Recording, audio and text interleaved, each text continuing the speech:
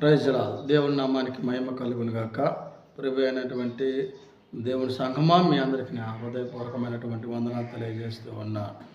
యేసు ప్రభు వారికి బైబిల్ గ్రంథంలో ఎన్ని పేర్లు రాయబడి ఉన్నాయి? ఎన్ని పేర్లతో యేసు ప్రభు వారిని పిలవటం జరిగింది? ఈరోజు మనం చూసినట్లయితే యేసు ప్రభు వారికి పలు పేర్లు రాయబడి ఉన్నాయి. పలు పేర్లతో ఆయన్ను పిలువబడి ఉన్నాయి. అది ఎన్ని పేర్లు, అది ఎక్కడ రాయబడి ఉంది అనే విషయాన్ని మనము ఆలోచన చేస్తే మత్తయి సువార్త 1వ అధ్యాయము 21వ వచనం ప్రకారం మనము ఆలోచన చేస్తే యేసు ప్రభు వారిని యేసు అనే మాట రాయబడి ఉంది. అదే మత్తయి సువార్త 1వ అధ్యాయం 22వ వచనములో మనము చదువున్నట్లయితే ఇమ్మానుయేలు అనే పేరు ఆయనకి పిలువబడింది.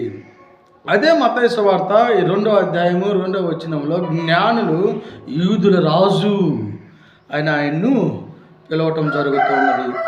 లూకా సువార్త 1వ అధ్యాయం 35వ వచనంలో సర్వోన్నతుని కుమారుడు అని ఆయన్ను పిలవటం జరుగుతుంది. మళ్ళీ అదే లూకా సువార్త 1వ అధ్యాయం 35వ వచనంలో పరిశుద్ధుడు అనే పేరుతో ఆయన్ను పిలవటం జరుగుతూ ఉంది.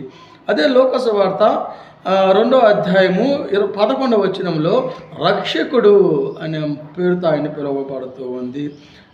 యెషయా గ్రంథం 9వ అధ్యాయము 6వ వచనంలో ఆశ్చర్యకరుడు, 9వ అధ్యాయం 6వ వచనంలో ఆలోచనకర్త, 9వ అధ్యాయం 6వ వచనంలో బలవంతుడకు దేవుడు, 9వ అధ్యాయం 6వ వచనంలో నిత్యుడకు తండ్రి.